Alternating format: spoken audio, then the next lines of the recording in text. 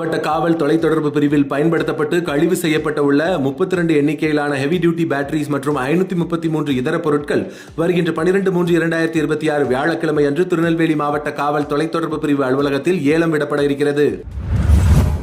திருநெல்வேலி மாவட்டத்திற்கு தேர்தல் பாதுகாப்பு பணிக்காக வருகை தந்துள்ள சத்தீஸ்கர் மாநிலம் இந்திய எல்லை பாதுகாப்பு படையின் BSF 133வது பட்டாலியன் உதவி கமாண்டர் ஸ்ரீ பசந்த் யாதவ் அவர்கள் மரியாதை நிமித்தமாக Tirunelveli SP doctor V Prasannakumar IPS அவர்களை சந்தித்து கலந்துரையாடினார்.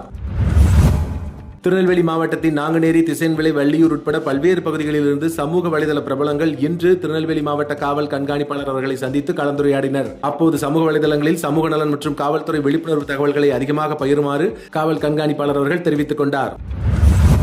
உலகெங்கும் சர்வதேச மகளிர் தினம் மார்ச் 8 நேற்று கொண்டாடப்பட்டது. இதனை முன்னிட்டு இன்று திருநெல்வேலி மாவட்ட காவல் கண்காணிப்பாளர் அவர்கள் திருநெல்வேலி மாவட்ட காவல் அலுவலகத்தில் பணிபுரியும் பெண் அமைச்சு பணியாளர்களுடன் சேர்ந்து கேக் வெட்டி இனிப்புகள் வழங்கி மகளிர் தின நல்வாழ்த்துக்களை தெரிவித்தார்.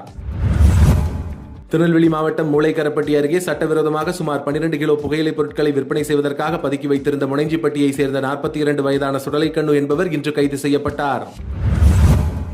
திருநெல்வேலி மாவட்டத்தில் சமூக வலைதளங்களில் வன்முறையை தூண்டும் பதிவுகளை பரப்பியவர்கள் மீது இதுவரை 36 வழக்குகள் பதிவு செய்யப்பட்டுள்ளன. அதில் 15 நபர்கள் கைது செய்யப்பட்டு இவ்வழக்கில் தொடர்புடைய மற்ற நபர்களை கைது செய்ய தீவிர நடவடிக்கை மேற்கொள்ளப்பட்டு வருகிறது. ஆகவே பொதுமக்கள் யாரும் வன்முறையை தூண்டும் பதிவுகளை சமூக வலைதளங்களில் பதிவிட வேண்டாம் என்று திருநெல்வேலி மாவட்ட காவல்துறை சார்பாக கேட்டுக் கொள்ளப்படுகிறது. நீட் தேர்வுக்கு விண்ணப்பிக்க விரும்புபவர்களுக்கு கூடுதல் அவகாசம் கொடுத்து மார்ச் 11ஆம் தேதி இரவு 9 மணி வரை விண்ணப்பிக்கலாம் என்று கூறி தேசிய தேர்வு முகமை அறிவிப்பு வெளியிட்டுள்ளது. நன்றி. உங்கள் பகுதிகளில் நடக்கும் செய்திகளையும் எங்களுக்கு அனுப்பலாம். திரையில் தெரியும் நம்பருக்கு வீடியோவாகவோ புகைப்படமாகவோ அனுப்பி அந்த செய்தி பற்றிய தகவலையும் பகிரவும். மீண்டும் நாளை செய்திகளில் சந்திப்போம். இந்த வீடியோ பிடிச்சிருந்தா லைக் பண்ணுங்க, கமெண்ட் பண்ணுங்க, உங்க நண்பர்களோட ஷேர் பண்ணுங்க.